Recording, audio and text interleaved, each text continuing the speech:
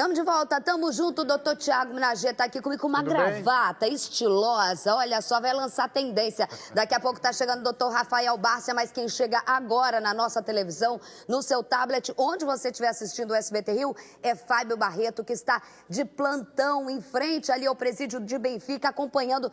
Que manhã foi essa, hein, Fabinho Barreto? Boa tarde para você. Boa tarde, Isabelle. Muito boa tarde para todos. Uma manhã agitadíssima aqui no presídio de Benfica, com a presença, inclusive, da deputada filha do casal Garotinho, a Clarice Garotinho, e o Ciro Darlan, desembargador Ciro Darlan, dando o HC, dando habeas corpus para os dois ex-governadores Antony Garotinho e Rosinha Garotinho, que foram presos ontem durante uma operação do Ministério Público, acusados de recebimento de propina, cerca de 25 milhões de reais, em razão de obras que foram feitas do projeto Morar Feliz, que fica em Campos dos Goitacazes, na época em que Rosinha era a prefeita do município. O Ciro Darlan disse em seu despacho que a prisão só poderia acontecer em razão de prejuízo das investigações. E ele diz que, para preservar as investigações, não existe nenhuma ideia, possibilidade de que Rosinha e Garotinho atrapalhariam as investigações, por isso a soltura, por isso o HC. Rosinha e Garotinho ficaram pouco mais do que 24 horas presos e os dois ex-governadores responderão o processo em liberdade, mas terão que cumprir 3 medidas cautelares. Terão que se apresentar à justiça todos os meses, não podem sair do país e não podem ter contato com testemunhas envolvidas no caso. Vamos ouvir agora uma rápida entrevista de Clarice Garotinho, a deputada estadual, que é filha do casal, que estava aqui na porta do presídio de Benfica, aguardando pela saída do pai. Lembrando que nesse instante, nesse momento, ela está em trânsito junto com o pai, ao lado do pai Garotinho, indo para Bangu, para o presídio de Bangu, já que Rosinha foi levada, passou a noite em Bangu e eles estão indo agora buscá-la. Vamos ouvir então a Clarice Garotinho. É a primeira vez, né, que a nossa família é vítima de abuso de autoridade cometida pela Justiça de Campos.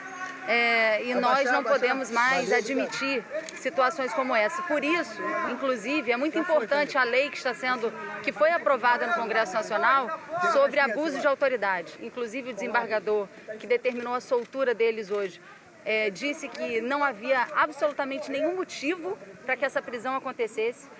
São supostos fatos pretéritos, quer dizer, dá uma prisão preventiva de fatos que supostamente ocorreram há 11 anos atrás, para dizer que agora pode haver coação de testemunha. Isso é um absurdo. Você não é obrigado a entender, daqui a pouco o doutor vai me ajudar aqui, mas só porque o pessoal de casa, e você não tem obrigação nenhuma de entender, então eu vou te explicar. O que a Clarissa diz é o seguinte: quando foi pedida a medida preventiva, a prisão preventiva, é aquela prisão sem prazo, não é a temporária, e ele só pode pedir, e a justiça acatar, não é, doutor? Se o réu em questão, no caso, Antony Garotinho e a esposa dele, puder acabar com provas do processo, coagir testemunhas ou fugir do país. Faltou mais algum? É isso, basicamente é isso. Enfim, e por isso que eles acham absurdo o pedido de prisão preventiva, porque lembrando, o princípio é da inocência até que se tenha um julgamento. Falando nisso, Antony Garotinho conversou e a gente tem ele aí. Pode soltar, por favor. As medidas que têm sido tomadas em Campos são extremamente abusivas e os tribunais têm revogado devido a decisões que são de primeira instância muito provocadas pelo radicalismo político da cidade, né? Eu não enriqueci na política, eu tenho uma vida simples. E há um fator, né, agravante dessa situação toda, que eu fui o autor das denúncias no Ministério Público Federal contra Sérgio Cabral e todo aquele grupo, e que inclui também pessoas, né, de todas as esferas que não estão muito satisfeitas comigo. Eu, desde 2012, quando eu protocolei a notícia-crime contra Sérgio Cabral, junto ao doutor Rodrigo Janot, eu tenho sofrido uma perseguição implacável, não é mole. Né? Mas eu tenho consciência, eu sabia que eu ia pagar esse preço. Né? Mas eu não pensei que, vamos dizer assim, a extensão da coisa fosse do tamanho que é.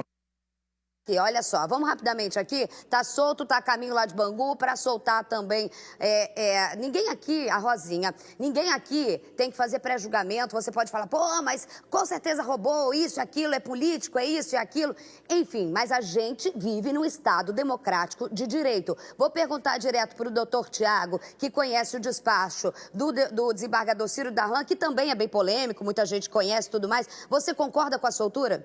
A questão toda é a seguinte, prisão preventiva, qual o sentido dela? Para que ela serve? Você eu deu acabei de explicar, né? Você deu uma resumida básica ali.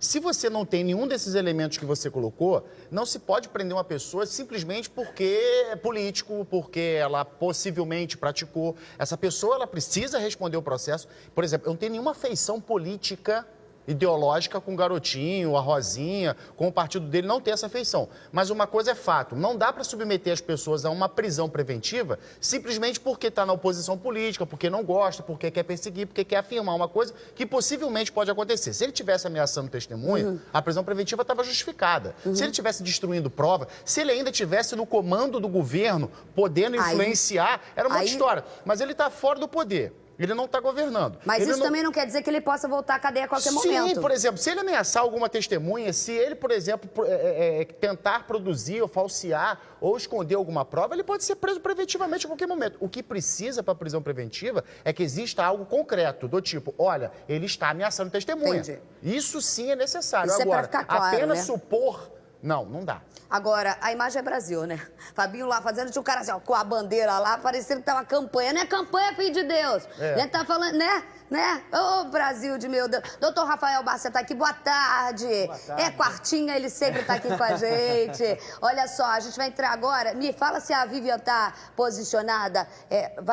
Daqui a pouco ela vai se posicionar. Pelo amor de Deus, primeiro, antes de eu falar do caso, vamos botar a imagem.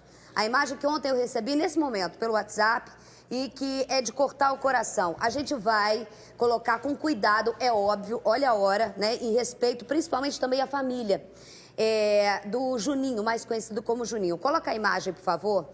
O pedreiro, cadê, gente? Tem aí? Essa é a vítima, mas a imagem é toda a família junto, com o pai e com a mãe em Minas Gerais. Assim como eu, que saí de uma cidade pequena, ele saiu de uma cidade pequena e veio tentar a vida no Rio de Janeiro. É essa a imagem que eu quero mostrar para vocês. Ontem ele estava fazendo uma laje, cobrindo uma laje lá na Zona Oeste. Foi Bangu, né? Bangu, né, tio Chico? Me ajudem aí. Vila Kennedy, gente, ali, Zona Oeste, Bangu. Ele estava lá quando tinha acontecido um tiroteio, mas segundo informações não tinha mais tiroteio. E ele acabou sendo alvejado. Uma bala. Ele acaba morto, com um martelo numa mão e com um prego na outra, na laje que ele estava com outros pedreiros terminando de cobrir. Aí, nessas imagens que a gente está mostrando, logo depois teve protesto, a Avenida Brasil, na altura da Vila Kennedy, foi fechada nos dois sentidos, queimaram ônibus e tudo mais, você está vendo nas imagens. Eu não vou falar do protesto até agora. O protesto é uma coisa, eu vou falar sobre a questão da morte desse trabalhador, desse pedreiro, desse Zé Pio, mais conhecido como Juninho, que vem aos 45 anos, pai de 5 meninas, avô de uma neta que estava trabalhando num sol a pino, ontem nem estava, seja o que for, mas me toma um tiro. Nessa cidade do Rio de Janeiro, onde a gente pensa bala perdida de chuva de bala, de aço mesmo. A polícia investiga, importantíssimo dar essa resposta, né, Bárcia? É muito importante, Isabelle. Esse termo bala perdida, eu acho que é um termo até que deveria ser mudado. E nem cabe mais para nós. Deveria ser vida perdida, né? Porque, na verdade, perdida. é mais uma vida perdida, não é uma bala perdida, é mais uma vida perdida nessa sucessão de tragédias urbanas que se tornou o nosso estado. Né? A região ali da Vila Kennedy é uma região muito conflagrada há anos e anos e anos. É uma região que é objeto de disputa de diversas organizações criminosas, né? Comando Vermelho, o Terceiro Comando, a milícia ali perto, tem a Carobinha ali que faz fronteira. Então, é uma região que há muito tempo é palco ali de uma guerra de disputa de territórios de organizações criminosas. Agora, é importante demais, Isabelle, agora, né, a investigação é importante Que apurar imagem, as circunstâncias dessa morte. É um trabalhador, é um cidadão. Meu Acho que todo Deus mundo tem do que se colocar no lugar desse cidadão e saber que isso pode acontecer com qualquer um. Então o Estado tem que dar agora uma resposta com a investigação. Ai, essa é, olha, é de cortar o coração, né? Eu vou pedir até desculpa, eu vou entrar agora ao vivo com o irmão da vítima. A Vivian Casanova está ao vivo, direto do Instituto Médico Legal, gente, é isso? E assim, é tão difícil para quem perde ou para quem já perdeu um parente, do nada. Sabe, o tanto que é difícil ter registro. E a imagem mexe muito com a gente. Eu imagino com a família, que a todo momento, desde o acontecido, deixa claro a importância, a união dessa família. E é um tiro que não atinge só uma pessoa, um trabalhador com a mão toda marcada de tanto trabalhar. Sabe, mão de trabalhador, mão cascuda de trabalhador, Vivi, é o que a gente viu aí. E que morre de forma mais emblemática possível, dentro de uma favela no Rio de Janeiro, que é dominada por tráfico, que tem disputa com milícia, que a polícia entra, começa o tiroteio com um martelo na mão e um prego na outra. Viva, eu não consigo dar boa tarde para você.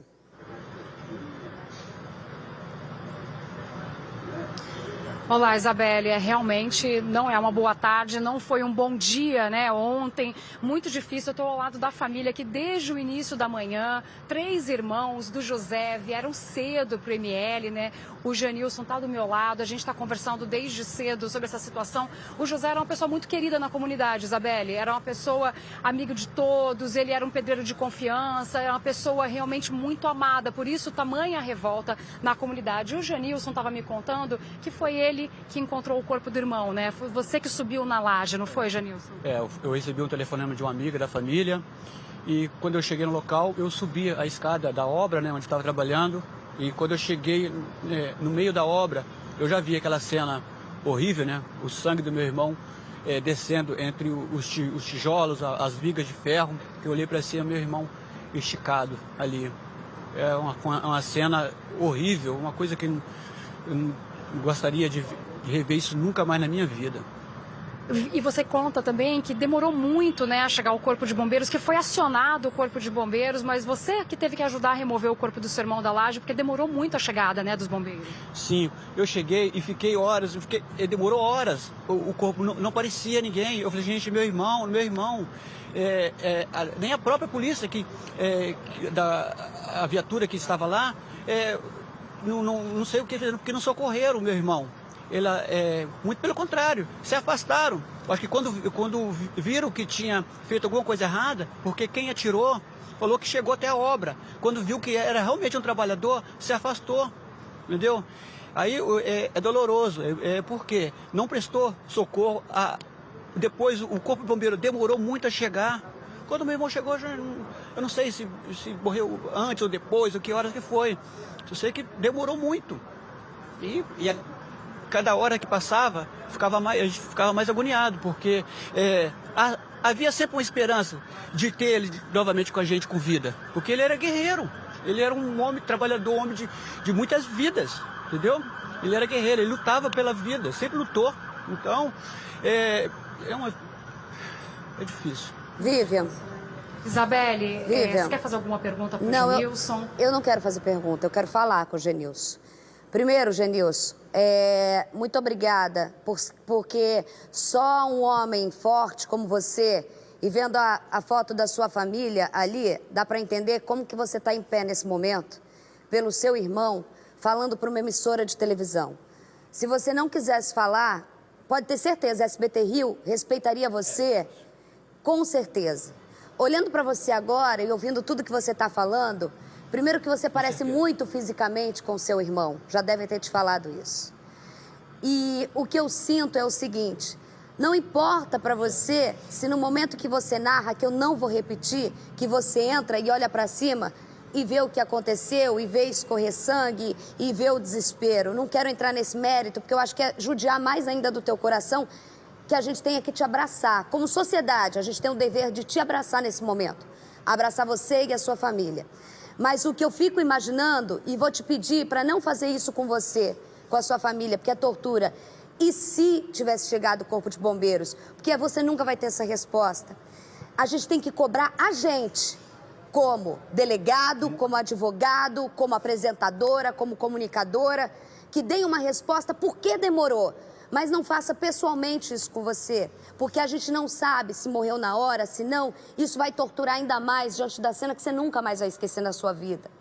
Você pensa que você foi o primeiro a chegar e o primeiro a acalentar diante dessa tragédia da vida, que é o que acontece no Rio de Janeiro, em que você deixou uma mensagem, talvez você não imagine a mensagem poderosa que você deixou nesse momento para todos nós e para quem ainda fomenta a violência, que é a empatia com o outro, a se colocar no outro, a ver a imagem do seu irmão. E vou pedir do fundo do meu coração, como pessoa, que eu vou narrar uma imagem aqui, mas tenho orgulho dessa imagem, mas que ainda vai te trazer, porque são as primeiras horas, uma dor muito grande, que é uma mão de trabalhador, com poeira de laje, com poeira de gesso, que ele estava ali colocando a laje, batendo laje em meio a ferro, segurando um prego. É isso aí, segurando um prego. Um homem de 45 anos, né? Se eu errar a idade, não tem. Então, o que você passa a mensagem é isso, é essa chuva de bala que pra gente, a gente sempre fala que bandido bom é bandido bom é bandido preso para cumprir o que tem, mas se é bandido, a gente não vai fazer discurso nenhum. Ele escolhe a vida, né? Ou é a vala ou é a cela. Agora, quando acontece algo com o seu irmão, com gente como vocês, porque esse tiro não acerta só o seu irmão, acerta toda a sua família, que eu vi que tem um paizinho e uma mãezinha sentada ali. É isso que sempre a gente fala, que é deixar a gente de joelho, que o tiro que bate em você, a gente tem que sentir também para tentar mudar essa realidade. É com você.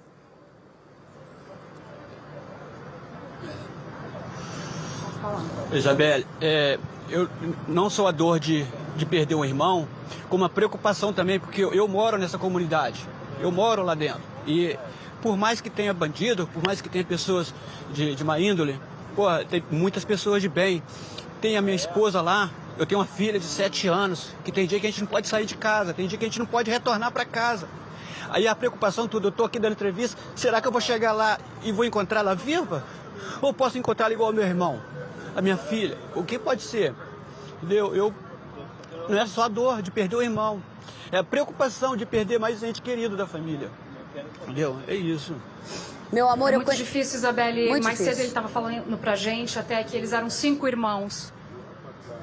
Meu amor, olha só, eu imagino... São 5 irmãos, hoje agora são 4, e ele tem muito medo de perder mais alguém. E olha só, eu conheço muito bem a Vila Kennedy, eu sei do que ele está falando. Eu sei que eles ficam espremidos entre o morro e também tem bala para tudo quanto é lado. E que tem operação, conheço muito bem aí onde você está falando. E tem um filho da minha idade, uma menina, né, no caso dele, de 7 anos. Não é só a dor, é a angústia. Você vai ver agora que depois da morte do irmão do Genilson, o José Pio, mais conhecido como Juninho, moradores da Vila Kennedy fizeram protesto e fecharam as 2 vias ali da Avenida Brasil e a gente acompanhou. Rodou.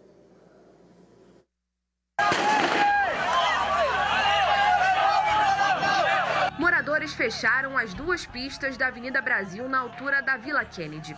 Para tentar conter o protesto, os policiais lançaram bombas de gás lacrimogênio e deram tiros de balas de borracha.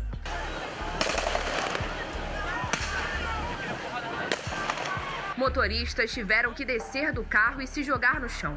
Não passa ninguém, tá um caos. Um ônibus foi atravessado em uma das pistas e incendiado. Pneus também foram queimados. Uma nuvem negra cobriu a Avenida Brasil. A repórter Cláudia Ramos acompanhou tudo de perto e teve que procurar abrigo. A gente está no meio da tarde, o clima aqui na Vila Kennedy ainda é muita tensão. Volta e meia a gente ouve aqui bombas sendo lançadas, policiais de um lado, moradores de outro. Dentro da comunidade, o clima também era tenso.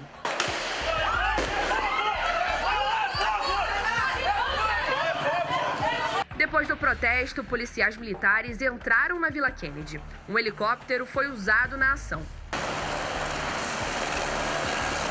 O protesto aconteceu depois da morte do pedreiro José Pio Bahia, de 45 anos.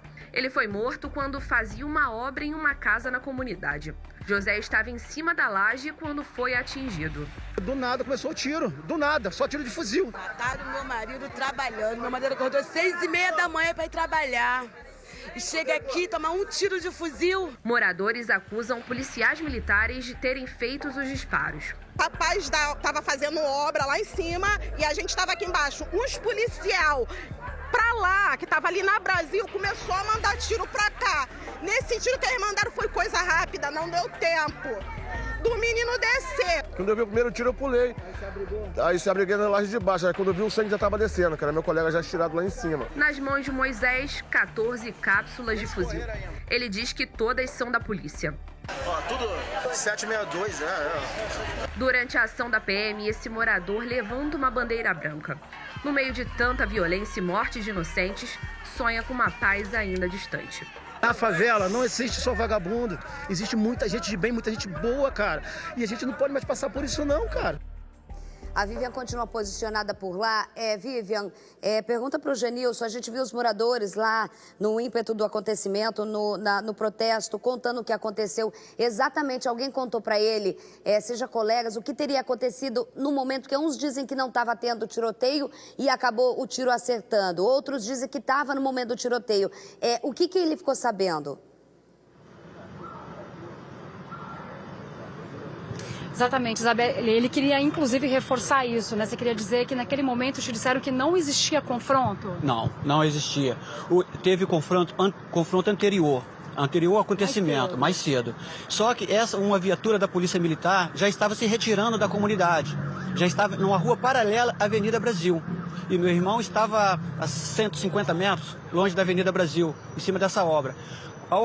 Essa viatura, ao passar em frente a essa obra, em lateral à Avenida Brasil, olhou e viu o meu irmão, mais dois ajudantes dele, trabalhando. A viatura parou e desceram os policiais e, segundo as informações que eu obtive lá no local, uma policial de sexo feminino, ainda não sei ainda, vou à delegacia agora até para me informar melhor, procurar saber o motivo que levou ela a fazer isso. Ela apontou o fuzil e atirou, provavelmente achando que em cima da laje era bandido que estava lá.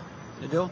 Mas ainda eu não sei se foi realmente uma policial, foi segundo informações que eu obtive no local após a chegada. Isso quem contou foi os próprios moradores ali, né? Os próprios moradores, pessoas que estavam ali embaixo da obra. Naquele momento. Ele foi atingido pelas costas, né, Isabela? Ele estava trabalhando, inclusive eles narraram que ele estava curvado quando foi atingido. E a coerência do Genilson diante da dor, a coerência, assim, eu estou ouvindo você falar e tô assim, a coerência, né, dele. Eu vou perguntar aqui, é óbvio que não é o Barça que está cuidando do caso, tal, mas assim, é muito... Não seria a primeira vez, tem o caso do cara do BOPE que confundiu o morador com a furadeira. É possível saber, os caras seguraram cápsulas, é técnica, é perícia, é possível saber se essa viatura parou e essa policial atirou, né? Sim. E depois pegar quem era a viatura que estava na hora e tudo mais. É possível saber. Isabelle, são informações importantes para a investigação, né? Muitas vezes, quando acontece uma tragédia como essa, a gente vê, né, protestos de moradores e acusações genéricas. Não, foi a polícia, mas ninguém viu, ouvi dizer, alguém falou. Esse caso, ele trouxe outras informações, né? Importantes. Ele trouxe uma dinâmica que teria sido passada a ela. Essa dinâmica ela vai ter que ser comprovada, claro, no curso da investigação. Foram arrecadados ali os estojos, né? Isso é importante. Quando a DH faz no local do crime, ela arrecada os estojos e faz o que a gente chama de confronto balístico. Arrecada as armas que estavam com a polícia e você faz o confronto balístico. E tem também no corpo, né, que atingiu, tem o corpo dele. Sim, isso tudo faz parte da perícia de local ali, que com certeza foi feita. Então você compara aqueles estojos, né, que foram arrecadados no chão com as armas que foram arrecadadas dos policiais e dá para indicar de que arma saiu o projétil, se partiu ali dos policiais, se não partiu, né? A maneira com que o corpo foi atingido, da onde partiu o disparo, se realmente partiu, de onde estava essa viatura, se partiu de um outro local. Quer dizer, isso tudo a investigação e a perícia vão apontar. E é importante que aponte mesmo, até porque são respostas que eu acho que toda a sociedade, aquela comunidade e a família, né, merecem e precisam ter. Olha só, a Polícia Civil já sabe que o tiro que atingiu o pedreiro José Pio Bahia Júnior, de 45 anos, partiu de um fuzil. Isso é o que a polícia já tem. E hoje, pela manhã, os irmãos da vítima, inclusive a gente conversou agora com o Genilson ao vivo, estiveram no Instituto Médico Legal. O Genilson continua lá, firme e forte, para honrar o irmão. E a gente acompanhou todo o dia de hoje. Mostra uma reportagem para vocês. Rodou. Meu irmão é uma pessoa de puro bem, entendeu? Ele é muito querido. José Pio Bahia Júnior, de 45 anos, veio para o Rio de Janeiro em busca de uma vida melhor. Ele e a família são de Cachoeira Alegre, no interior de Minas. A gente vem de fora com o intuito da gente conseguir voltar para a terra da gente de origem e dar o melhor para a família da gente e voltar com bem, né?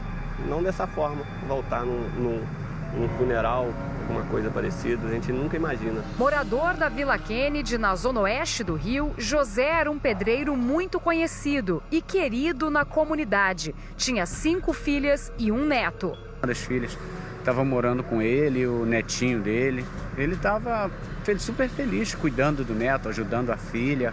Mas na manhã de ontem, José teve seu destino interrompido por uma bala de fuzil. Ele estava em cima de uma laje de uma casa na Vila Kennedy trabalhando quando foi baleado. O pedreiro caiu ainda com um prego na mão. Eles só confundem ferramentas com armas. Nunca confundem armas com ferramenta, né? Porque é o que a gente vê, só inocente com... É o mecânico com um martelo, com um macaco morrendo na mão, macaco hidráulico. Um outro pedreiro morrendo com uma furadeira na mão. Uma outra pessoa morrendo com um guarda-chuva na mão. E agora o meu irmão, martelo e prego. Martelo era a arma e prego a munição. Os irmãos contam que o tiro partiu da polícia e que uma PM apenas se aproximou para checar se José estava morto. Até pela posição dele, que ele caiu. Qualquer pessoa, mesmo leiga, dá para ver que foi um tiro disparado, porque o tiro pegou de costa. E ele caiu de frente para a comunidade, de costa para Brasil, para ver no Brasil de onde veio o disparo da arma. E já sabemos também, segundo as testemunhas que estava presente, partiu de uma policial, né? Muitos ainda gritaram o nome dela, foi uma policial loira. Ela veio ainda próxima à obra, para constatar se realmente... Quando ela viu que tinha feito alguma coisa errada, ela recuou e, segundo a informação, ela entrou na viatura novamente e a viatura foi embora. A Polícia Civil já sabe que o tiro que atingiu o pedreiro partiu de um fuzil. As armas dos policiais foram recolhidas para a perícia. Pode ter sido um erro, entre aspas, porque podem ter confundido o martelo, mas ele foi executado, foi um tiro certeiro nele. 3 dos 4 irmãos estiveram hoje pela manhã aqui no Instituto Médico Legal para liberar o corpo do pedreiro.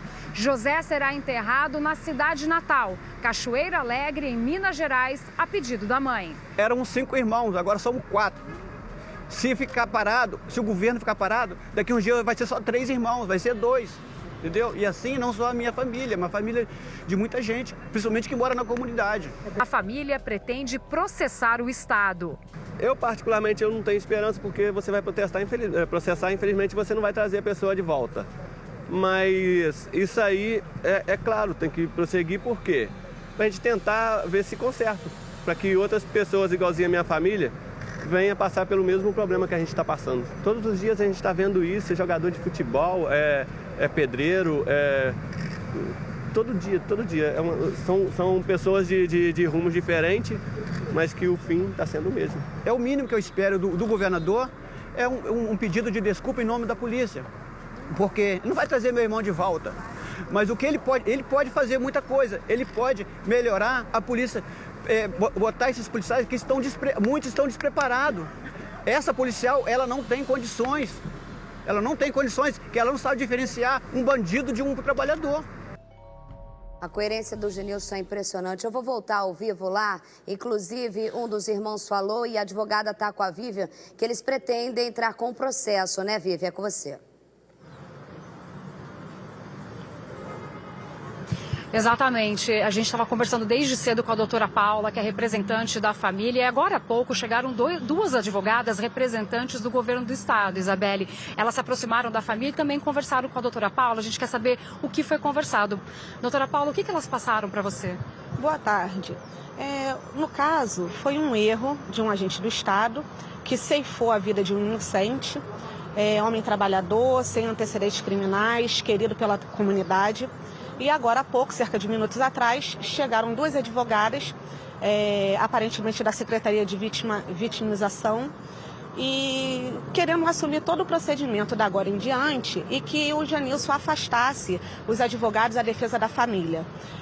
Foi uma abordagem infeliz, não conseguiram chegar de uma maneira respeitosa, mas a família está aqui, tem toda a questão de traslado, de sepultamento, de funeral que a gente precisa discutir.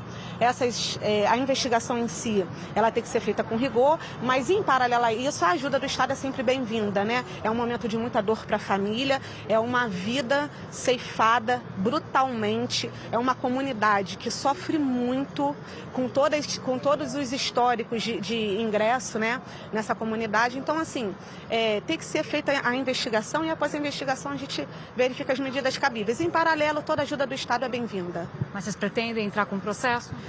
Nós precisamos ver o que vai ser apurado das investigações. O que nos é relatado pelas testemunhas, todo o cenário que nos é mostrado, o rapaz foi almejado de costa, curvado. O tiro que atingiu o rapaz, ele partiu no sentido da Avenida Brasil para dentro da comunidade no momento em que não se havia mais tiroteio. O rapaz com um prego na mão curvado. Após, o relato que nós temos é que a guarnição chegou aí até o local para confirmar a morte. E após isso, o bombeiro chegou horas depois. Então, assim, se essas circunstâncias forem comprovadas, se isso tudo se evidenciar, nós entraremos, né, com as medidas cabíveis para, pelo menos, minimizar um pouco e reparar a família. Tá certo. Muito obrigada, doutora Paula. Isabelle? Eu só gostaria, antes de liberar a doutora Paula, ela está sem escuta, pergunta se ela conseguiu alguma informação ou chegou até ela por meio das advogadas que essa policial militar tinha voltado para a rua há pouco tempo, porque ela já tinha respondido por algum processo e estava fora das ruas. Pergunta se a doutora Paula tem essa informação, por favor. Perfeito. A Isabelle está perguntando se chegou até você a informação de que a policial militar que está sendo citada, ela estava afastada das ruas e teria voltado há pouco tempo, inclusive porque ela teria outros episódios, né, assim, complicados como esse. Você tem essa informação? Olha só, nós temos que ter muito cuidado com as informações que a gente presta, porque eu não tenho a certeza disso. A informação que a comunidade nos dá, o relato das pessoas que presenciaram, é que não teria sido a primeira vez. Existe uma outra pessoa que tomou 2 tiros, levou 2 tiros, supostamente da mesma policial, e que nesse episódio de ontem, após o disparo dos tiros, a mesma policial teria retornado ao local para confirmar que o alvo, né, teria sido que o rapaz teria sido alvejado. Após isso, não prestaram socorro, mesmo vendo prego, vendo martelo na mão, não houve eles não prestaram esse socorro. E o relato é muito comum das pessoas de que toda vez que esta policial, ao adentrar a comunidade, vem com um histórico de violência. Mas isso tudo, nós temos que ter muito cuidado, muita cautela, a investigação tem que ser. Eu digo para a família que a gente não pode se precipitar, é uma comunidade, a gente precisa ouvir o outro lado, mas o relato da comunidade é que, inclusive, houveram, no momento ali, naquele ato, xingamentos a essa policial, que nós não conhecemos, não sabemos quem é, e foi o que eu te disse, são relatos da comunidade, a gente não tem essa confirmação. Parece que ela era conhecida já na comunidade. Conhecida no local. Já é conhecida, Isabelle? Porque, na verdade, já é conhecida porque é normal. Quem é do batalhão ali, a comunidade já conhece, porque, né, você acaba sendo conhecido. Assim como a quem anda aqui em São Cristóvão, eu acabo sendo conhecida mesmo porque a gente aparece na televisão. Vou citar, vamos supor, o Capitão América, que anda sempre por São Cristóvão, também é conhecido, entendeu? É o âmbito. Agora, doutor Tiago, ao contrário de outras vezes que você já esteve aqui, o Barça já está sempre comigo, tanto a família, o Humberto até estava destacando isso, meu editor-chefe, tanto a família quanto a advogada sempre muito coerente de vamos esperar o trabalho da Polícia Civil para a gente saber exatamente, para saber o que tomar, porque muitas vezes as pessoas se atêm assim, fulana viu, os meninos sempre explicam isso, fulana falou, foi o policial, foi não sei o quê, aí ninguém comparece, não tem como se provar, aí quem tem que provar é a polícia, que às vezes acaba não tendo elementos suficientes para saber exatamente se é a história, porque um contou, outro contou, quem foi? A Patrícia Hadra um dia perguntou, mas você estava lá? Não, mas quem te contou? Não, eu ouvi falar. Está sendo muito coerente em relação para se tomar apontar o dedo para qualquer lado, né? É muita coerência na fala da fala da advogada foi, no meu ponto de vista, como postura de advogado, foi perfeita, do tipo, olha, ouvimos dizer, não podemos afirmar, porém o que está sendo dito é isso, ok. Mas o que eu queria destacar aqui é o seguinte, eu sou um ferrenho crítico da forma truculenta, muitas vezes, que a Polícia Militar atua. Polícia Militar é instituição. Eu não acredito, eu não posso aceitar que um policial, uma pessoa, no exercício da função de policial, vai mirar para uma localidade, vai sair atirando a esmo, ou então querendo acertar quem quer que esteja na mira. Mas, dentro desse contexto, é importante destacar o seguinte, como que essa Polícia Militar ela está sendo preparada para esse tipo de atuação? O Genilson fala isso. Como que ela está sendo preparada, como que ela está sendo... Num caldeirão que é a Vila Kennedy. Os policiais são colocados na rua para atuar e qual é a forma de retirada deles quando eles não estão aptos ou apresentam algum tipo de erro? Porque foi dito que provavelmente a suposta policial já tem um problema. Então isso é um indício de que algo de errado já estava acontecendo, o Estado não se posicionou contra isso. Por isso que eu falo que eu sou crítico da Polícia Militar, instituição, na forma de atuação, não com relação ao policial. Porque isso é muito importante, porque da mesma forma que aconteceu ali, caso observar, tem relatos que outros fatos iguais ocorreram. Até onde, até quando isso vai continuar? E de quem é a responsabilidade estrutural da Polícia Militar? Do governador. A gente não... Isso daí eu só fiz a pergunta, a doutora teve cuidado de falar, porque não foi... É uma informação que a gente ouviu, né? Exatamente. Agora, o Genilson falou, e eu gostaria de voltar... Primeiro, só para te dar um último abraço, mesmo de longe, Genilson. Impressionante com a coerência sua, da sua família, ouvir os seus irmãos. E assim, do tanto que você destacou a importância de que o preparo dos policiais para atuar nessas comunidades na qual você viu o seu irmão morrer e vai ter que continuar morando com o seu tesouro maior que a sua filha de 7 anos. Todo o meu abraço aqui e abrir o microfone para o que você quiser falar. Porque, assim, quem mais tem que falar nesse momento é você representando sua família.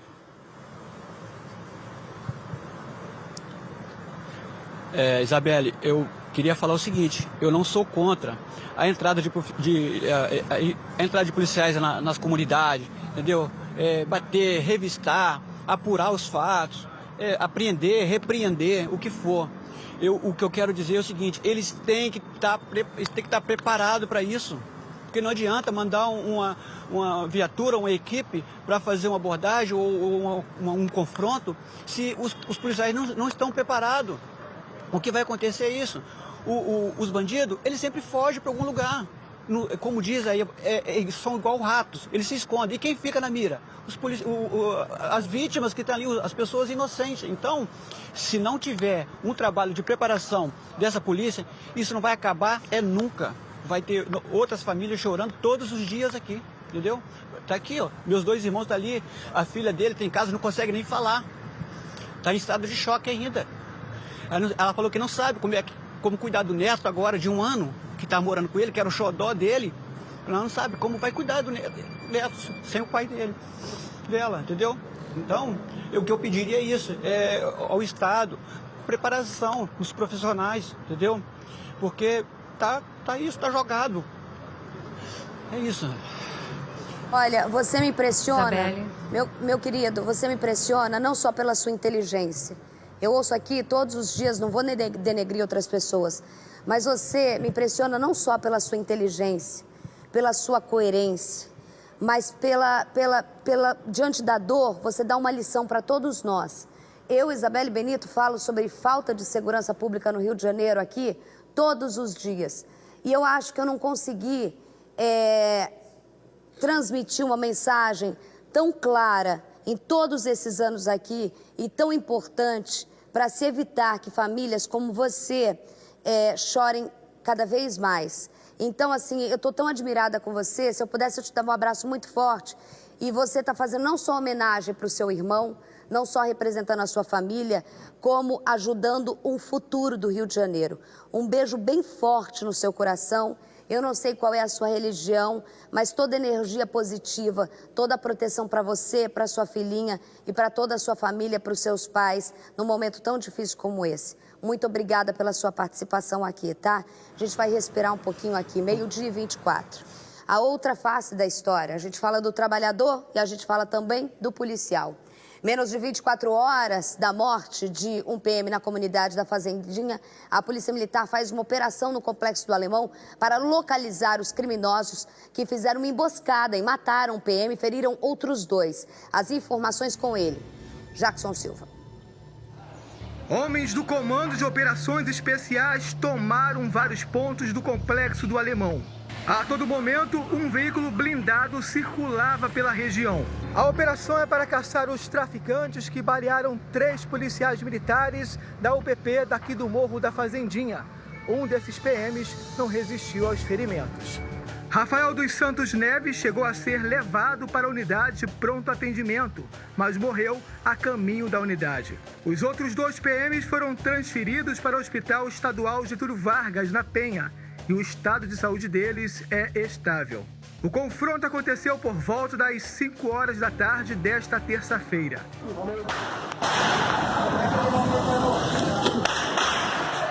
Moradores da Fazendinha registraram a intensa troca de tiros entre os policiais e traficantes. Neste vídeo, os policiais tentam socorrer um dos PMs feridos. Um homem alerta a população. Muito tiro na Fazendinha, morador. Ninguém sai pra rua agora não. O policial já foi baleado na perna aí. O Cabo Neves tinha 39 anos e estava na corporação desde junho de 2009. O policial deixa a esposa, um filho e um enteado. Só neste ano, 39 policiais já morreram, vítimas da violência na cidade.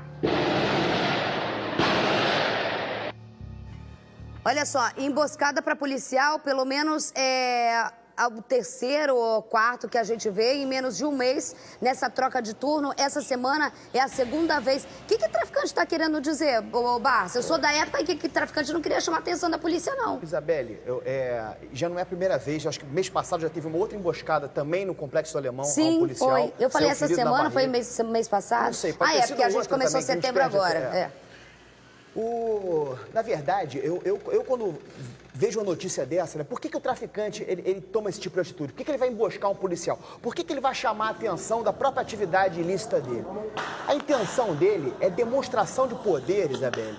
E a intenção dele é deixar a sociedade aterrorizada. A verdade é essa. Eu acho que é uma inversão total do que é o certo e do que é o errado, né? Na prática, o certo, na teoria, o criminoso, ele deveria agir onde? No vácuo do Estado, passar batido o máximo possível, poder desenvolver a sua atividade criminosa. Mas ele se sente tão empoderado, né? Ele se sente tão empoderado, ele se sente tão dono daquela comunidade, ele se sente que ele tenta ele enxerga o Estado como ali um invasor, né? Então ele tenta repelir ali a presença do Estado, a presença da polícia, porque ele se sente realmente dono daquela comunidade. Por outro lado, Isabelle, é uma demonstração de poder, uma demonstração de poder e de força, né, para toda aquela comunidade. Olha, se até a polícia nós expulsamos daqui, nós atacamos até a polícia, é porque nós temos aqui condições de encarar o Estado, de fazer frente ao Estado, enfim.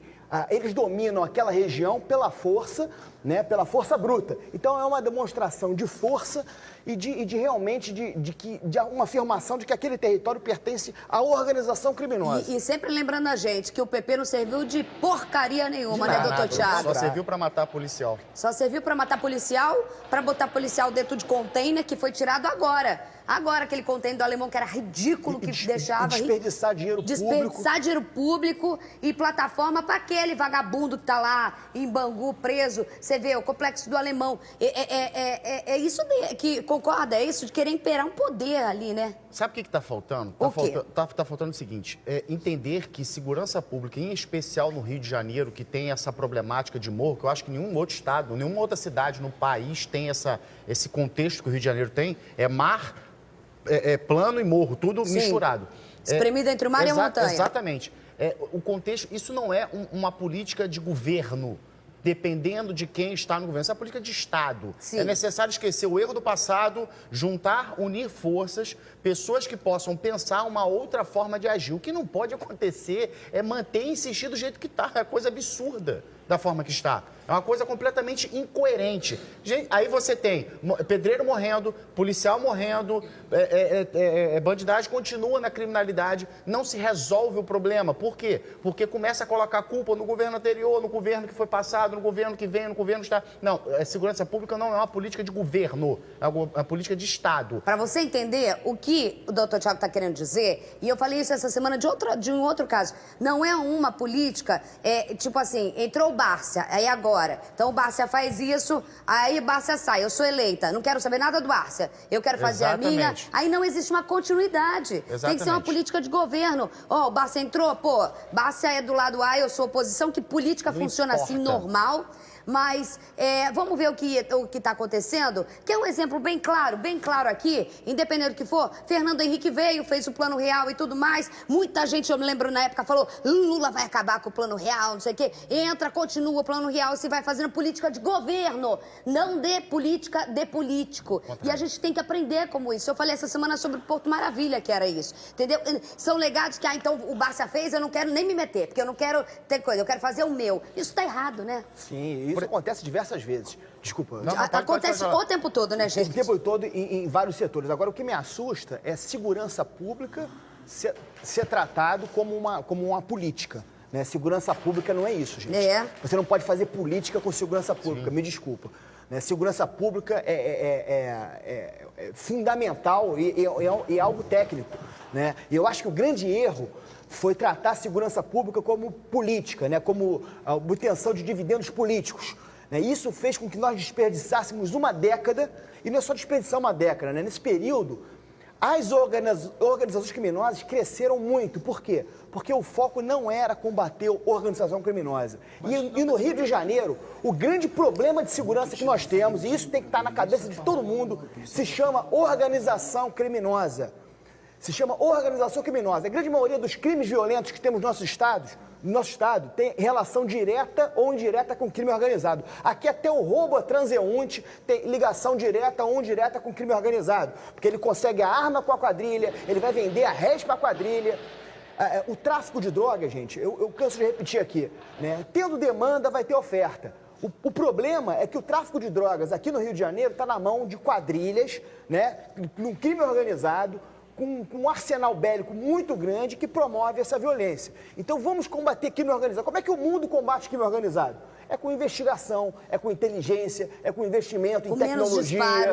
Então, é assim que se combate, mas aqui a opção não foi essa. A opção foi obtenção de dividendos políticos. Então, que se criou uma falsa política de segurança, né, que dava uma falsa sensação de segurança, que se gastou muito dinheiro, que se perdeu muito tempo, que se perdeu muitas vidas, e agora temos que correr atrás de um prejuízo, né, muito grande. E a gente vive hoje num estado que realmente é tomado, cercado por quadrilhas, por organizações criminosas. 12h32, é gravíssimo o estado de saúde da jovem queimada, vocês viram essa? Dentro de casa, na favela do Lixão, por quem? Por um machão agressor, foi na Baixada, tá? O principal suspeito é o companheiro dela, que está em liberdade condicional e, segundo a família, costumava agredir a vítima. Ele está foragido, mas chegou a dizer que o crime tinha sido cometido por uma usuária de crack e não por ele. Fabiano Martinez. Tailane Alves Sampaio, de 19 anos, está internada em estado grave com queimaduras em várias partes do corpo, no hospital de Saracuruna, em Duque de Caxias, na Baixada Fluminense. A jovem foi incendiada dentro de casa na favela do Lixão, também em Duque de Caxias, no último domingo. O suspeito de cometer o crime é o companheiro dela, Leandro Alves Caetano, de 28 anos. Segundo a polícia, o crime aconteceu depois de uma discussão entre o casal.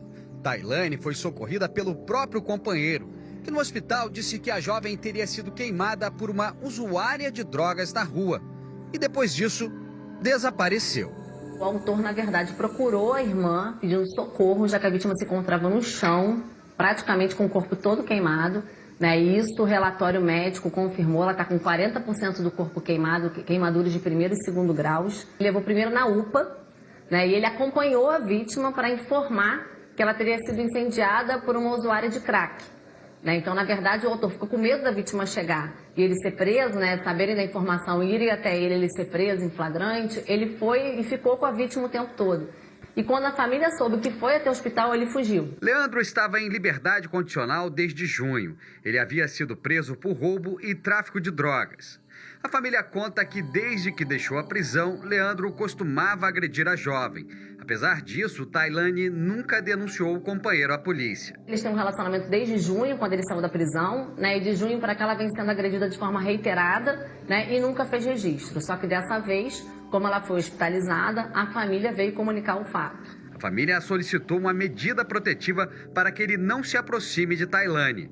A Delegacia de Atendimento à Mulher, a DEAN, pediu a prisão do suspeito por tentativa de feminicídio. Ele está respondendo por feminicídio tentado, né? E se ela morrer, vai responder por feminicídio consumado, pena até 30 anos.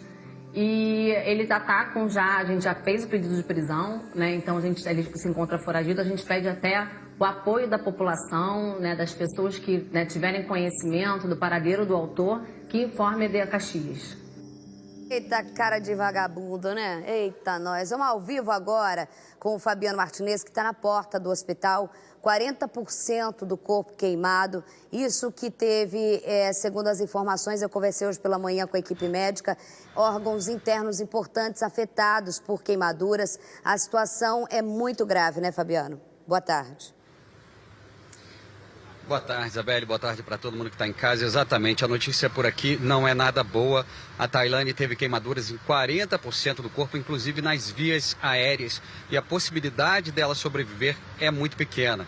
Eu estou aqui no hospital em que ela chegou trazida, né, pelo próprio companheiro, o agressor que colocou fogo nela, o Leandro Alves Caetano, que aqui, né, contou aquela história que ela havia sido queimada por uma usuária de drogas na rua.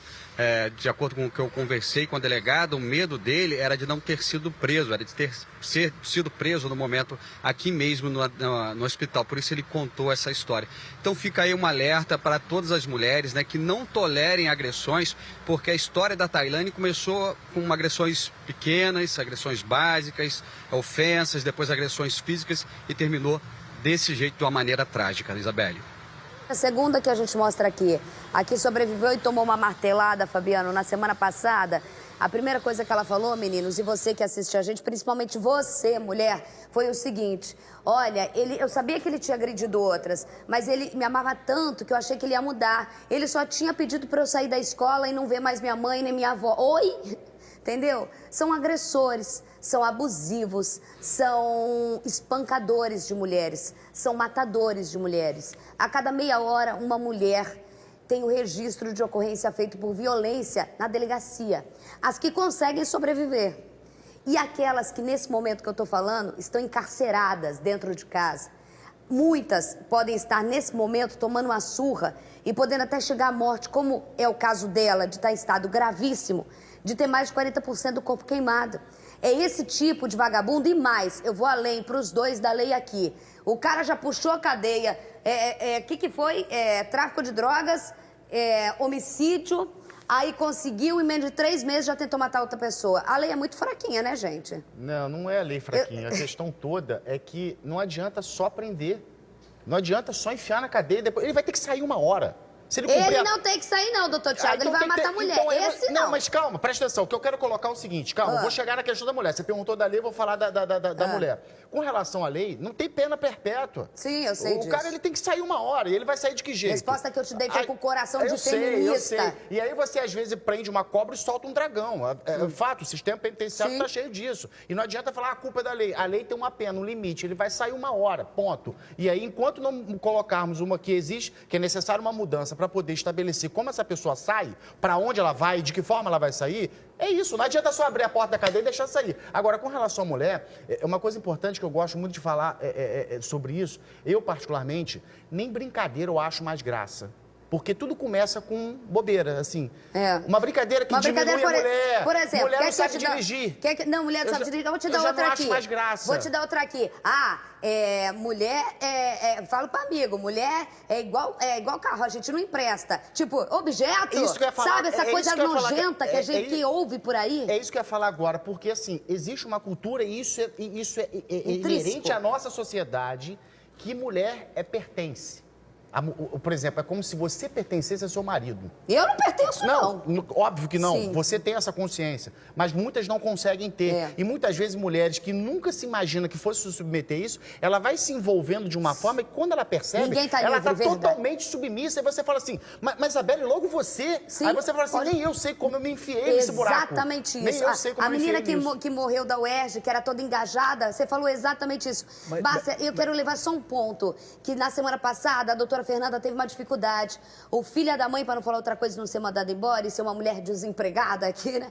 Ele conseguiu escapar do flagrante. Aí ele entra na porta da delegacia, depois de ter dado a martelada no coisa. A delegada tem que olhar pra cara dele e, como ele escapou do flagrante, a delegada não tem o que fazer, ele sai pela porta da frente debochando. Aí a delegada, desesperada, acho que foi a doutora Fernanda, meteu uma preventiva nele. Ele foi preso, sim. Mas nesses casos, sabe que tá ódio dessa história do flagrante? Ele fez. Ele olhou pra ela e falou, eu fiz. Você entendeu? É esse tipo de mudança que eu acho que algumas coisas têm que ter. Isabelle, a violência contra a mulher, ele é um tipo de crime um pouco diferente do que aquele que a gente está acostumado a trabalhar, porque ele faz parte de uma cultura. E a Lei Maria da Penha, ela é uma ação afirmativa que veio mudar uma cultura. De que isso é diferente mesmo. Uma cultura machista, de uma sociedade patriarcal ainda. Sim. E que, então, é uma lei que veio mudar uma cultura. Normalmente a lei, ela reflete a cultura. Essa lei não, é uma lei que vem mudar uma cultura.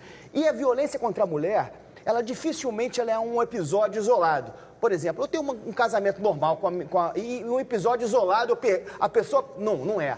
Na verdade, o que a gente observa é que existe um ciclo de violência. Existe um caminho dessa violência. Começa com um comportamento abusivo, né? Começa ele tentando controlar ela, né? Isso já demonstra que ele já a vê como um objeto, né? Como alguém que pertence a ele, e ele começa isolando aquela mulher das amizades, da família, começa com um comportamento ameaçador, né, a violência psicológica, com xingamentos, tentando ali diminuir o papel da mulher, e existe o fenômeno da escalada criminosa. Até a morte. Com relação ao crime, né, contra a mulher, esse ciclo da violência ele é muito claro. E ele só é interrompido quando a mulher procura uma delegacia de polícia, quando ela consegue medidas protetivas. Eu trabalhei muito tempo, antes de ser delegado de polícia, eu trabalhei na justiça numa vara de violência contra a mulher. E o que a gente observa é que quando a mulher procura o Estado, quando ela consegue medidas protetivas, é raríssimo o caso do marido que continua a perpetrar a violência. Normalmente ele se recolhe. Normalmente ele não continua. Sabe por quê, Bárcia? Eu vou falar como mulher aqui, e como eu falei, fui enfática, feminista, o machão, esse machão aí, esse do cigarrão assim, ele é assim com mulher, né? Ele não vai ser assim com você, nem com o doutor Tiago, com o doutor Ná. Não vai. Porque chega na delegacia, chorão, doutor, você não acredita e tudo mais. Rapidamente fala que o Humberto tá desesperado. O que você quer falar? Só para concluir o que o Bárcia falou, é muito importante também que, por exemplo, a delegacia de mulher tenha mulheres para atender. Quando uma mulher chega lá vítima de violência doméstica, dificilmente ela vai se abrir comigo, com Bárcia. O importante é essa mudança que a gente fez. Ela tem que chegar lá e se sentir acolhida por uma delegada, por uma policial, por uma juíza que vai estar de plantão na violência doméstica, como uma promotora. É necessário que isso seja... Porque isso tudo é um contexto. Exatamente. Ser acolhida, ser entendida. Esse ponto. E a gente está avançando. Vê como a gente está avançando? Eu falo isso. Olha só, 12h42, você vai ver imagens exclusivas só aqui no SBT Rio. Moradores da localidade conhecida como Brejo, na Cidade de Deus, tentam reconstruir. Não são nem casas, né, gente? Porque vocês vão ver o tamanho da pobreza ali, que foram destruídas por um caveirão nessa terça-feira. A gente mostrou ontem aqui. Equipes da ONG Rio de Paz estiveram no local logo depois da destruição para dar apoio à comunidade, considerada, e você vai ver nas imagens, uma das mais pobres do Rio de Janeiro. Veja. O caveirão foi arrastando, fez esse desastre aí, ó. Levou tudo. E a gente correndo com os filhos, com meus netos. Aí eu com um na frente e outro atrás correndo e o caveirão passando, mandando a gente sair da frente. Sai da frente, seus bandos de podre. Foi isso que eles gritavam. Na entrada da comunidade do Brejo já é possível ver a precariedade do local. Uma fileira de barracos construídos com restos de madeira, papelão e qualquer outro material coletado do lixo. A comunidade fica perto da localidade do Karatê, na Cidade de Deus, a 10 minutos do Parque Olímpico. Nesta terça-feira, durante uma operação do BOPE, o blindado entrou na comunidade antes das 6 da manhã e acabou destruindo várias moradias ao forçar a passagem por uma via estreita. Os moradores ficaram desesperados. Isso é inaceitável! Tem criança! Uma mulher e uma criança precisaram ser socorridas pelos vizinhos. Revoltados, os moradores bloquearam a principal avenida da região. Nem os ônibus conseguiram passar. Durante a operação, ninguém foi preso e nada foi apreendido. Os moradores contam que não foi a primeira vez que o caveirão entrou na favela. Derrubou aqui tudo, aqui eu mandei construir tudo de novo. A primeira vez foi o ano passado, a segunda vez foi no começo do ano, a terceira vez foi em abril. E agora aconteceu de novo. Depois da destruição, muita gente se uniu para reconstruir o que restou. 65 anos, fala aí, Edgar. 65 anos, Em nota, a Polícia Militar disse que o blindado ficou preso em fios elétricos e se chocou com as casas. A PM garantiu que vai ressarcir os prejuízos. Mas, além da ajuda financeira, quem vive na comunidade precisa de muito mais. A gente só quer paz na nossa comunidade. A gente só queremos a nossa justiça. Não queremos bagunça, não queremos protesto. Queremos dignidade para nós, porque somos humanos. Olha só, gente, a gente mostrou aqui, coloca as imagens de novo. Ontem eu falei hoje no meu programa de rádio sobre isso. Primeiro eu quero destacar que quando você olha isso daí, meninos, naquela imagem parece que você está falando daqueles países em que a ONU tem que atuar. Tá, Haiti também, eu ia falar da África, daquela pobreza extrema, né? Pobreza da miséria, vai além. Se você reparar, olha as imagens. A gente aqui mostra a comunidade com tapume, resto disso, daquilo. São muitas casas feitas de papelão aí, ó. De papelão, entendeu? Aí você tem a imagem a gente fala tanto aqui, é o que eu vou falar, e eu sempre vou buscar isso, que a gente só vai buscar paz em comunidades assim, quando o poder público, ele se fizer acreditado, será que eu falei a palavra certa?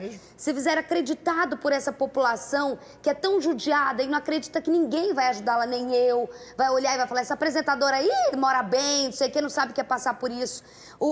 Daí você vê, a gente buscar sempre essa proximidade, a polícia tá do teu lado, a polícia que combate, o vagabundo, porque o traficante tá rindo disso. Sim. É ele que ganha com isso. Você vê crianças que olham um caveirão destruir casa de gente, não vou falar pobre não, casa de gente miserável que não tem o que comer. É tudo aquilo que a gente tenta de alguma forma buscar a proximidade para a solução de um negócio chamado paz. Que quando tiver paz vai ter casa. Quando tiver paz vai ter recolhimento de lixo.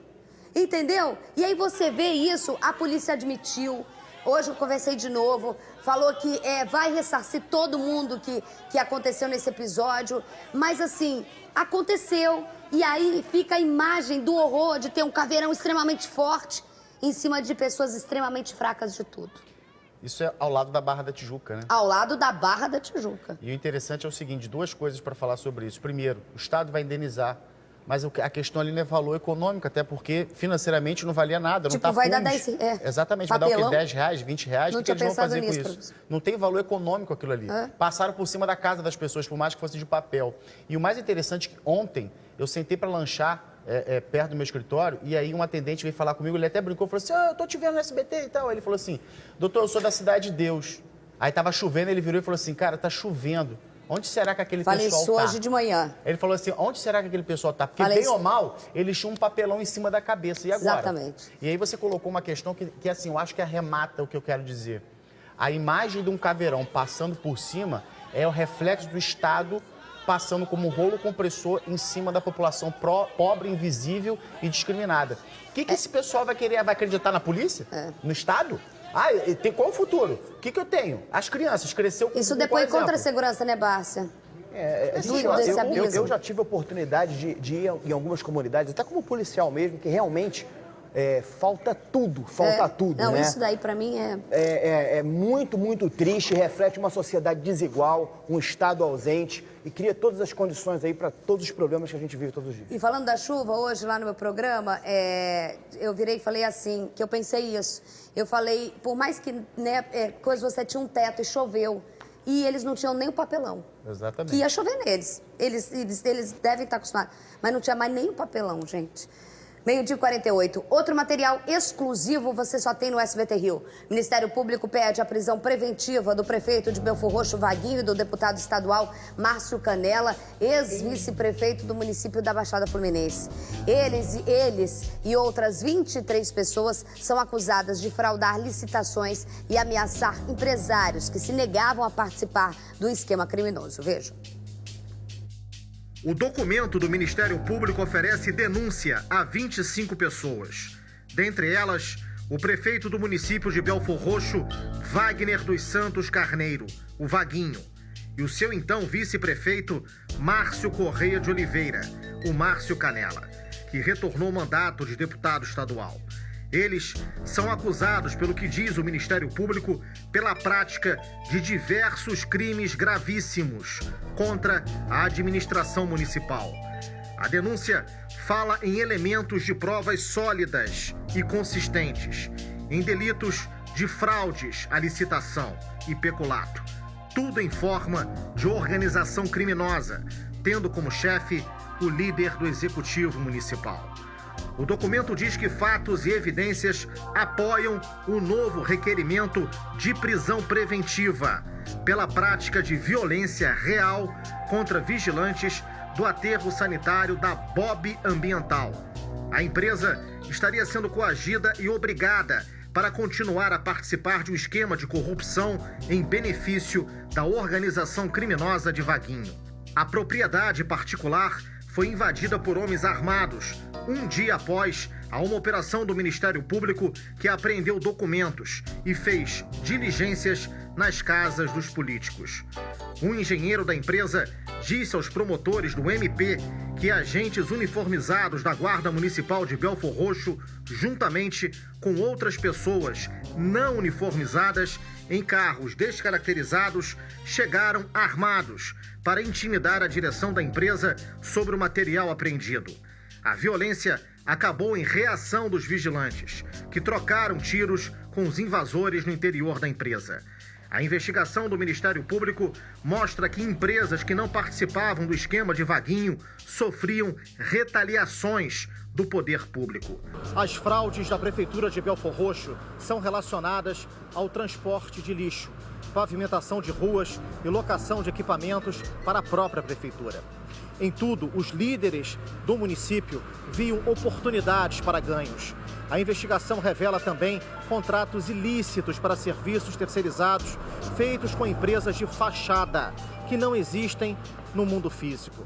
Essas empresas são formadas pelo mesmo grupo de proprietários onde estão os 25 indiciados, liderados pelo prefeito Vaguinho. O esquema deu um prejuízo calculado pelo Ministério Público em 17 milhões de reais aos cofres públicos, que, segundo o MP, foi direcionado para ganhar e pagar despesas de campanha de Vaguinho. A investigação começou a partir do momento em que um empresário se negou a assinar um contrato superfaturado para participar do roubo. Ele foi ameaçado e decidiu denunciar. O documento do Ministério Público diz que o homem de confiança do prefeito Vaguinho, Glaucio Gava dos Santos, conhecido como Glaucio da GR Bel, é figura central no comando, articulação e composição no pool de empresas Master Rio Construções, RGM Construções, Nova Aurora Empreendimentos, GR Bel Construtora e Palmares Usina de Asfalto. Glaucio ainda seria o homem que aliciava outros empresários do município a participar dos golpes. O núcleo político da corrupção de Vaguinho também conta no inquérito com a participação de Paulo Luna, secretário de Conservação, e Bruno de Oliveira Pires, secretário de Obras. Eles também são acusados de fraudarem licitações em proveito dos envolvidos. Agora você vai ver com exclusividade os dados bancários do prefeito Vaguinho. Eles foram quebrados pelo Ministério Público e constam no processo de pedido de prisão. O inquérito diz que Vaguinho movimentou em suas contas a cifra exponencial de quase 6 milhões de reais em apenas 4 anos. A princípio, sem exercer outra atividade profissional paralela à carreira de político. Num diagrama, os investigadores do MP revelam 123 lançamentos de cerca de 720 mil reais, depósitos em dinheiro. Vaguinho tentou driblar as regras do sistema bancário, que obrigam o correntista a identificar a origem de depósitos acima de 10 mil reais. Ele fez, mostra o MP, centenas de transações, depósitos em espécie, abaixo desse valor. No relatório extenso, Vaguinho também é apontado por contratos superfaturados até no fornecimento de gasolina para a frota da prefeitura. O documento pede a prisão dele e dos outros 24 envolvidos. Em nota, a Prefeitura de Belfor Roxo informou que as denúncias encaminhadas ao Ministério Público, apesar de serem previamente apreciadas pelo Judiciário, sequer foram recebidas formalmente como tais. Ainda segundo a nota, os citados na denúncia, apesar do sigilo do processo, ainda estão no prazo da primeira defesa, para a primeira defesa. Portanto, o Tribunal de Justiça precisa ainda analisar todas as defesas para somente após receber ou não as denúncias deflagradas. Já já a gente vai falar. Eu vou pedir explicação aqui. Vou pedir, então, primeiro pro Barça. Ao contrário do garoto, isso daí é porque destrói prova e tem que ter o pedido de prisão. É ao contrário do que alegou, é porque você precisa da prisão por destruir prova, coagir testemunho, isso aqui. Na verdade, os requisitos da prisão preventiva, eles não se confundem com o juízo da culpa. Né? Uma coisa, são diferentes da outra, né? Não se antecipa a culpa com a prisão preventiva. São alguns requisitos que têm a ver com a manutenção, a proteção ali da prova, do procedimento. Então, quer dizer, se há indícios de que a pessoa pretende, por exemplo, fugir, se esquivar da ação do Estado, ou destruir provas, ou de alguma forma atrapalhar o curso ou da investigação ou da ação penal, aí que justifica uma prisão antecipada, que é a prisão preventiva, que é uma prisão cautelar. Tá certo, então. Olha só, faltando 5 para 1, a gente já pode ir para esse daqui? Já tem imagens aqui? Ah, é o Antônio Ricardo? Tá. Sim. O doutor Antônio Ricardo já está com a gente ao vivo. Doutor Antônio Ricardo, chefe das DHs aí, boa tarde, obrigada por estar aí com a gente. Pelo que eu estou vendo, em frente à DH da Barra, a gente vai voltar a falar sobre a história da morte do policial lá no Complexo do Alemão. Seria mesmo uma emboscada? A polícia já tem alguma suspeita aí, doutor? Boa tarde. Boa tarde, Isabelle. Exatamente, nós temos 2 marginais já identificados nessa ocorrência. Esses marginais pertencem à organização criminosa que atua naquela localidade. Ambos possuem ordens de prisão em aberto e são pessoas perigosas com várias anotações criminais, e nós pedimos à população que nos ajude no sentido de informar o paradeiro desses facínoras, e nós vamos fazer todos os esforços para retirar de circulação esses indivíduos. Doutor, nesse momento a polícia já está fazendo diligências, já que já tem os suspeitos já estão identificados, é isso? Nós temos 2 pessoas já investigadas nesse caso, nessa investigação que atentou contra a vida de um policial que infelizmente veio a falecer, e 2 que felizmente se recuperaram. Então é um homicídio qualificado, mas 2 homicídios tentados qualificados pela função do policial. Então nós vamos fazer todos os esforços no sentido de prender esses indivíduos. Nós temos equipes nas ruas e o quanto antes nós pretendemos prender esses marginais. Deixando as fotos, agora sim, ó. Agora ao lado aí do doutor Antônio são os 2 suspeitos. Alguém tem um nome aí, por favor?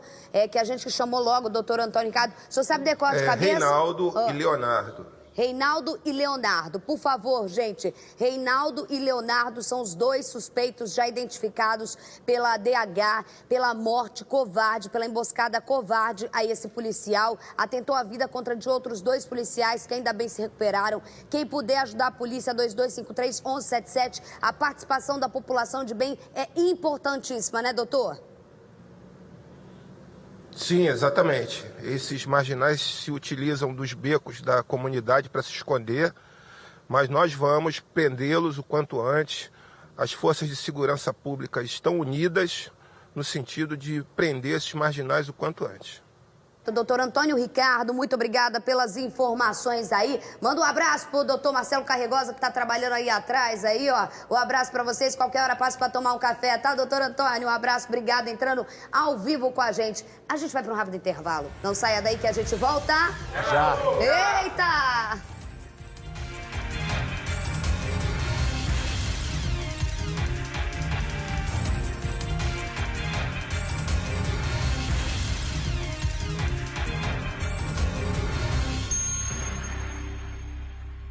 Tamo de volta, tamo junto. Doutor, beijo pra quê? Gente, minha gravata, essa gravata você pegou do Carregosa, eu tenho certeza, Tá vendo? Gostou, gente. né? Pior que eu já te falei, ela é odiada e amada. Achei legal, curti. Então, já me pediu, duas pessoas pediram. Minha mãe que tá lá em casa assistindo. Qual e o ela nome briga dela? comigo. Maria Aparecida. Dona Maria Cida. Aparecida. Dona Cida, beijo. Ela adora. E o Fabinho Neguinho de Seropédica, diz ele que vai ganhar voto com o meu abraço. Ai, que medo. Eu vou ficar, nem sei, então, quem nem vou ganhar voto. Vai lá, Barra. Eu tenho uma lista grande, maior do que o normal hoje. Pra Ana Lúcia e pra Carmen, e Meu o pessoal Deus, da maior Borda que do o Marco do normal? Grajaú, beijo grande. Pra Luciana Fragoso, de Patilha Ofélias. Pra Andréia Fragoso. Pro Carlos Eduardo Bidu. Pro Flávio Silva. Pra Mônica Galeano, de Bom Sucesso. Pode almoçar, Fernanda. Pro Leandro e pro pai dele, o Roso Carvalho, que é aniversário dele. Pro Gabriel Rocha, de 4 anos, que quer ser policial. E pra Maria Eduardo Carvalho. Acabou. Acabou, juro por Deus. Opa, olha só, gente, eu vou ficando por aqui, perdi os meus beijos, que o Barça, né, pegou todo o meu horário aqui.